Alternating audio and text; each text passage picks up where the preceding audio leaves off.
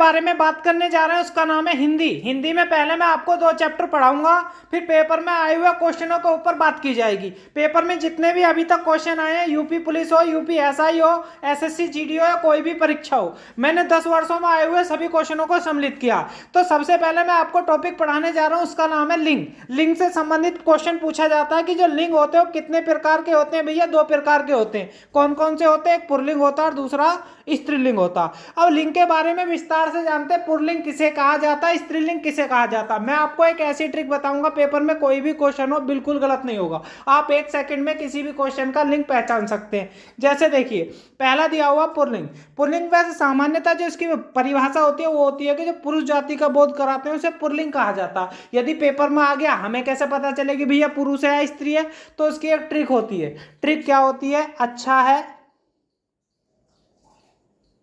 या मेरा है, उस सेंटेंस के बाद में ये लगाना है। जैसे वो पूछने लगा अन्न, अन्न अच्छा है, अच्छा है बोलने में अच्छा लगा तो अच्छा लगेगा, तो वो क्या होगा? पुल्लिंग होगा।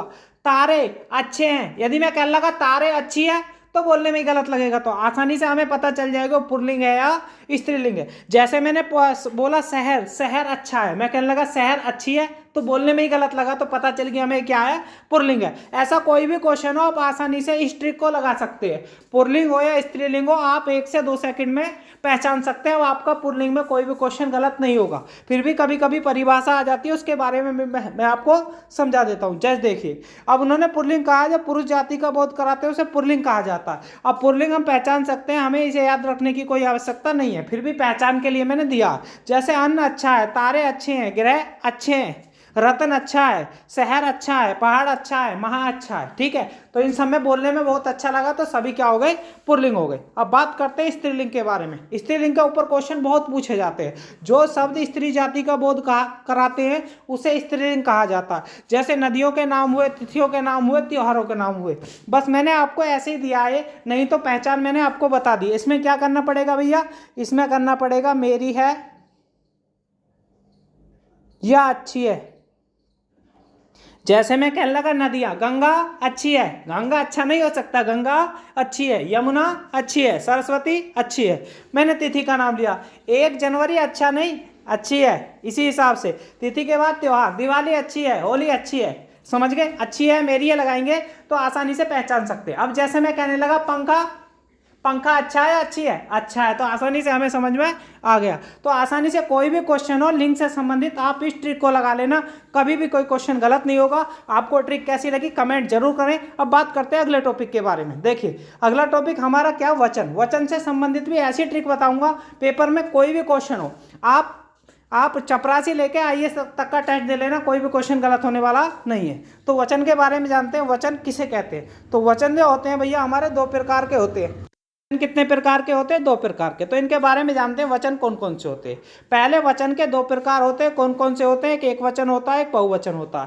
पहले मैं जनरली इसकी ऐसी आपको परिभाषा समझा देता हूँ, एक वचन किसे कहते हैं, बहुवचन किसे कहते हैं। जो एक वस्तु का बोध कराते हैं वो एक वचन होते हैं, जो एक से अधिक वस्तुओं का बोध कराते हैं वो बहुवचन कहलाते हैं। ठीक है, अब हमें पहचान कैसे होगी? किसी भी सेंटेंस के बाद हमें लगाना क्या होता है कि कोई मैंने शब्द लिखा, जैसे एग्जाम्पल की तरफ चलते हैं, मैंने आगे लिखा। सबसे पहले बात करते हैं, मैंने यहीं पे लिखा एक वचन के बारे में। एक वचन कौन से शब्द होते हैं? जैसे मैंने लिखा यहाँ पे घोड़ा, राम ने घोड़ा पकड़ा या घोड़े पकड़े। घोड़े मतलब क्या हो गया? बहुवचन हो गया, घोड़े को पकड़ा। तो हमें क्या करना है, जहां आ का डंडा है वो सभी क्या होते हैं? एक वचन होते हैं। जहां ए हो जाता है वो बहुवचन होते हैं। अब कुछ शब्द ऐसे होते हैं जो हमेशा एक वचन होते हैं। जैसे मैंने कोई शब्द लिखा, मैंने किया कि दर्शन किए या किया, तो दर्शन किए, तो दर्शन क्या बैठेगा? बहुवचन बैठेगा। मैंने लिखा कि उसका प्राण निकल गया, निकल गए, तो उनने लिखा उसका प्राण, प्राण पूछा, तो सेंटेंस में अपनी तरफ से बनाता हूं। प्राण क्या? प्राण निकल गया, निकल गए, निकल गए तो क्या हुआ? बहुवचन हुआ। जैसे मैंने कहा पेन लिखा, क्या लिखा? पेन। पेन उसका पेन है, उसके पेन है, उसका पेन है, तो पेन क्या बैठेगा हमारा? एक वचन बैठेगा। ठीक है, तो आसानी से इस टाइप से हम वचन को भी पहचान सकते हैं। अब जैसे मैंने पेपर में आए हुए कुछ क्वेश्चनों के बारे में लिया, जैसे मैंने आपको लिंग पढ़ाए थे, तो लिंग में इसमें पढ़ना यामा अच्छी है, योजना अच्छी है, भिक्षा अच्छी है, संबल अच्छा है, तो इसका आंसर क्या आएगा? इन्होंने पूछा स्त्रीलिंग नहीं है, तो डी वाला ऑप्शन हमारा स्त्रीलिंग नहीं है। आसानी से क्वेश्चन आपको समझ में आ गया होगा। अब पंखे में पूछा गया पंखे का वचन क्या होगा, तो पंखे का बहुवचन पूछा तो पंखे पहला वाला दिया हुआ, दूसरा भी पंखे लिखा हुआ, इनमें अंतर क्या पहले और दूसरे में, दूसरे में क्या भैया अंक की मात्रा वहां पे लगी हुई है, ठीक है। अब तीसरा भी है चौथा भी है, जैसा पंखा लिखा हुआ है बस उस पर एक ही मात्रा आएगी, तो इसका ऑप्शन नंबर क्या आएगा, डी आएगा। आसानी से क्वेश्चन समझ में आ गया होगा। अगला क्वेश्चन देखिए, इनमें से छाया शब्द का बहुवचन क्या होगा, तो छाया, छायाएं, छाओ, तो इस टाइप से कौन, इस टाइप से मैंने पढ़ा छाया, छायाएं, छाओ, इनमें से कोई नहीं। छाया पहले से ही बहुवचन होता है, छाया खुद एक बहुवचन शब्द है, तो इसका आंसर क्या आएगा, छाया ही आएगा। तो ऑप्शन नंबर आएगा ए। बात करते हैं अगले क्वेश्चन के बारे में, कवि का स्त्रीलिंग क्या होगा, तो कवियत्री होता है। कवि का क्या होता है, जैसे पहले उन्होंने बोल रखा कवीन, कविनी, कवित्री, कवित्री। अब कवित्री दो आ गए, कौन से वाला सही है, ये हमारा उसमें भी आता है जो हमारे अशुद्ध शब्द होते हैं ना, शुद्ध करने के लिए चारों में से कौन सा एक सही है। तो कवियत्री हमेशा कैसे लिखा जाता है वो मैं आपको दिखा देता हूँ। जो ऑप्शन नंबर डी लिखा हुआ है सही कवियत्री लिखा हुआ, तो कवि का स्त्रीलिंग क्या होगा, कवित्री होगा। अगला क्वेश्चन लिया ठठेरे का स्त्रीलिंग क्या होगा, तो ठठेरे का जो इन्होंने पूछा ठठेरे का लिंग परिवर्तन करना, तो ठठेरे का क्या बनाना पड़ेगा हमें, स्त्रीलिंग। ठठेरे का स्त्रीलिंग क्या होगा, मैं सबको पढ़ लेता हूँ, ठठेरी, ठाठरी, ठठेरिन, ठठेरिनी, तो इसका स्त्रीलिंग क्या होगा, ठठेरी। ठठेरे का स्त्रीलिंग क्या होगा, ठठेरी होगा। बात करते हैं अगले क्वेश्चन के बारे में। पहले आप इस क्वेश्चन को निकाल कर देखना, तब नहीं होता, तब वीडियो को आगे देखना होता। निम्न में से कौन सा शब्द स्त्रीलिंग है, तो है का मतलब विवाद अच्छा है, सार अच्छा है, रूप अच्छा है, आय अच्छी है, तो इसका क्या बैठेगा भैया, ऑप्शन नंबर डी। अगले क्वेश्चन के बारे में बात करते हैं, किसका प्रयोग सदैव बहुवचन में होता है, दर्शन किया या किए, किए, तो हमेशा क्या होगा, बहुवचन होगा। बात करते हैं अगले क्वेश्चन के बारे में, जागरण जो है इसका विलोम बताना है, तो जागरण का होता है जगना और इसका उल्टा बैठेगा निद्रा, तो इसका आंसर क्या आएगा, निद्रा। आगे दिया हुआ अंधकार, जो अंधकार है इसका विलोम शब्द बताना है, तो अंधकार का उल्टा क्या होता है भैया, प्रकाश, ठीक है। अंधेरे का उजाला, अंधकार का प्रकाश, तो इसका क्या आएगा, प्रकाश आएगा। अगला क्वेश्चन दिया हुआ अर्वाचीन, अर्वाचीन जो होता है वो किसका तो किसका विलोम शब्द होता है, तो अर्वाचीन जो विलोम शब्द होता है भैया ये होता है हमारा प्राचीन का। तो आसानी से क्वेश्चन आपको समझ में आ गया होगा। ये क्वेश्चन बहुत ज्यादा आते हैं, एक बार इन्हें रट लीजिए क्योंकि ये बार बार पूछे गए क्वेश्चन मैंने लिए।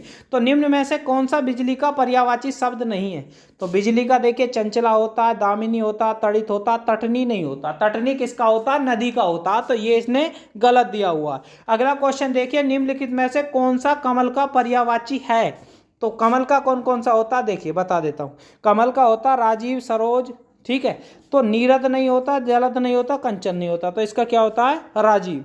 अगले क्वेश्चन के बारे में बात करते हैं, जंगल का राजा शेर होता है। अब पेपर में जो क्वेश्चन आते पहले एक पूरा सेंटेंस था देखा, बाद में उसमें से एक वर्ड के बारे में पूछेगा कि इसका मतलब बताइए, जैसे यहाँ दिया हुआ है। तो इन्होंने कहा जंगल का राजा शेर होता है, तो वाक्यों में प्रयुक्त जंगल शब्द का पर्यायवाची नहीं है। तो जंगल का विपिन होता, कांतर होता, कानन होता, आयस जंगल का नहीं होता, तो इसका ऑप्शन नंबर क्या आएगा, बी आएगा। बात करते हैं अगले क्वेश्चन के बारे में, रंक, रंक का समानार्थी शब्द क्या होगा, तो रंक कहे या दरिद्र कहे एक ही बात होता, समानार्थी का मतलब उसी की तरह का शब्द। अब बात करते हैं अगले क्वेश्चन के बारे में, टिप्पस भिड़ाना, तो इसमें अकल लगाना, नई योजना बनाना, लोगों को आपस में लड़वाना है, सिफारिश करना। तो टिप्पस लगाने का जो आपको बताना मुहावरे का अर्थ क्या हो भैया, टिप्पस भिड़ाने का जो अर्थ बनेगा वो बनेगा आपको ऑप्शन नंबर डी। क्या दिया हुआ है, सिफारिश करना, अपनी सिफारिश करना, इसका पूरा अर्थ होता है। अगला क्वेश्चन, दांतों तले उंगली दबाने का उचित अर्थ क्या होगा, दांतों तले उंगली दबाने का मतलब होता है चकित हो जाना या चकित रह जाना। अगला क्वेश्चन देखिए, मुट्ठी गर्म करने का मतलब क्या होता है, मुट्ठी गर्म करने का मतलब होता है आपका घूस देना, कलंक, शुभारंभ करना, धाक जमाना या घूस देना, तो इसका आएगा घूस देना। गूलर का फूल होना, ये पेपर में बहुत बार क्वेश्चन पूछा गया है, तो इसका अर्थ जो होता है भैया वो होता है दुर्लभ वस्तु, तो इसका क्या आएगा, दुर्लभ होना या दिखाई न देना, दोनों बात एक ही है। कभी कभी ये भी पूछेगा दिखाई न देना। घोड़े बेचकर सोने का अर्थ क्या होगा, तो घोड़े बेचकर सोने का अर्थ होता नींद न आना, गहरी नींद में सोना, जिम्मेदारी न लेना या खुश होना, तो इसका अर्थ आएगा जिम्मेदारी न लेना, ठीक है। घोड़े बेचकर सोने का मतलब है कोई जिम्मेदारी न लेना, गहरी नींद में सोना, तो इसका अर्थ जो होता है एक बार चेक करना पड़ेगा। ऑप्शन को एक बार चेक करना पड़ेगा। जैसे नींद न आना तो ये तो गलत ही हो गया भैया, गहरी नींद में सोना तो ये सही है, अभी खुश होना ये गलत हो गया, और जिम्मेदारी न लेना तो ये भी गलत हो जाएगा। तो इसका सही ऑप्शन क्या आएगा? बी। जो पेपर में पूछा गया तो वहां भी इसका आंसर बी ऑप्शन दिया गया था, गहरी नींद में सोना। हम जानते हैं जब कोई आदमी गहरी नींद में सोता है तो एग्जाम्पल के तौर पर सभी लोग कहते हैं भैया तो घोड़े बेच के सो रहा, तो आप इस तरीके से समझ सकते हैं। अगला क्वेश्चन देखिए, हुक्का पानी बंद कर देना, तो इसका मतलब क्या होता है? पेपर में कई बार पूछा गया, नशा छोड़ना, खाना देना बंद कर देना, जाति से बहिष्कृत कर देना, या नशा करना। तो इसका अर्थ होता है, तो इसका अर्थ आएगा भैया एग्जाम्पल के अनुसार क्या आएगा? पहले मैंने देखा तो नशा छोड़ना ये तो गलत हो गया, खाना देना बंद कर देना ये भी गलत हो गया, नशा करना ये भी, तो जाति से बहिष्कृत कर देना मतलब उसका हुक्का पानी बंद कर दिया, ये कहावतें पहले चलती थी। लंगोटी में फाक खेलने का अर्थ क्या होता है?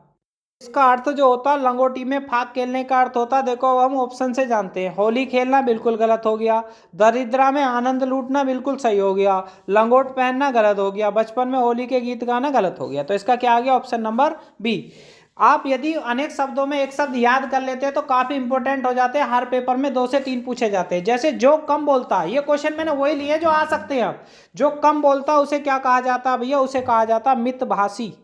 ठीक है, तो जो कम बोलता है उसे क्या कहा जाता है? मितभाषी। बात करते हैं अगले क्वेश्चन के बारे में। अगला क्वेश्चन दिया हुआ है हमारा, निम्न वाक्यों में से एक सार्थक शब्द चुनिए जो बुलाया न गया हो। जो बुलाया न गया हो उसे क्या कहा जाता? उसे कहा जाता अनाहूत। तो इसका ऑप्शन नंबर क्या आएगा? बी आएगा। जिसके पार देखा जा सके उसे पारदर्शी कहा जाता है या पारदर्शक कहा जाता है। अगला क्वेश्चन देखिए, मैं तुम्हारे उज्जवल भविष्य की कामना करता हूं, तो उज्जवल कौन सा वाला सही है? तो उज्जवल जो आता है, उज्जवल में दोनों जय अधूरे आते हैं, कोई सा भी जय पूरा नहीं होता। तो इसका ऑप्शन नंबर सी। पेपर में एक बार नहीं बहुत बार पूछा जाता है।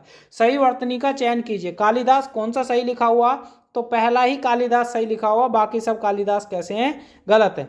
अब आपको बताना है इसमें कौन सा श्रृंगार सही लिखा हुआ। तो श्रृंगार 4 बार लिखा हुआ, लेकिन सही जो श्रृंगार है वो ऑप्शन नंबर डी है। एक बार नहीं, पेपर में 1000 बार पूछा गया। कुछ लोग इस वाले श्रृंगार को कर देते हैं, ये गलत है। तो कौन सा सही बैठेगा? D option. बात करते हैं अगले क्वेश्चन के बारे में। दीपक गाय चारता है, गलत हो गया। ठीक है, चराता की जगह क्या कर दिया? चारता। दीपक गाय चराता है, सेकंड अभी थोड़ा सही है। दीपक गाय चरता है, तो वो चराता है, चरता है, तो ये गलत हो गया। दीपक गाय चरत है, तो ये भी गलत हो गया। तो इसका ऑप्शन नंबर कौन सा हो गया? बी बिल्कुल सही हो गया। वर्तमान में काल के भेद कितने? तो काल हमारे 3 होते हैं। कौन से होते हैं? वर्तमान, भूत और भविष्य। तो इसका कितना आएगा? 3 आएगा। अगला क्वेश्चन पूछा है कि लिंग के कितने भेद होते हैं? तो लिंग के हम बता चुके हैं कितने भेद होते हैं भैया, ये हमारे 2 भेद होते हैं। ठीक है, कौन कौन से होते हैं? स्त्रीलिंग और पुल्लिंग, इसमें पूरा विस्तार से दिया हुआ भी है। अगला क्वेश्चन देखिए, भूतकाल के कितने भेद होते हैं? पेपर में बहुत पूछा जाता है। तो भूतकाल के भेद कितने होते हैं? 6। एक बार नहीं, पेपर में 1000 बार पूछा गया, इसे नोट कर लीजिए, याद कर लीजिए। निम्नलिखित में से कौन सा संबोधन कारक चिन्ह है? तो संबोधन में क्या आती है? पुकार होती है, ए, हे, अरे, और उसमें क्या आता है? विस्मयवाचक चिन्ह आता है। तो इसका कौन सा आएगा? अरे वाला आएगा। वीडियो को यहीं समाप्त करते हैं। जिन लोगों ने चैनल को सब्सक्राइब नहीं किया और सब्सक्राइब कर लें। आने वाले समय में उत्तर प्रदेश और यूपी से संबंधित बहुत सारे हम वीडियो लाने वाले हैं और हिंदी के बारे में भी आती रहेंगी। धन्यवाद।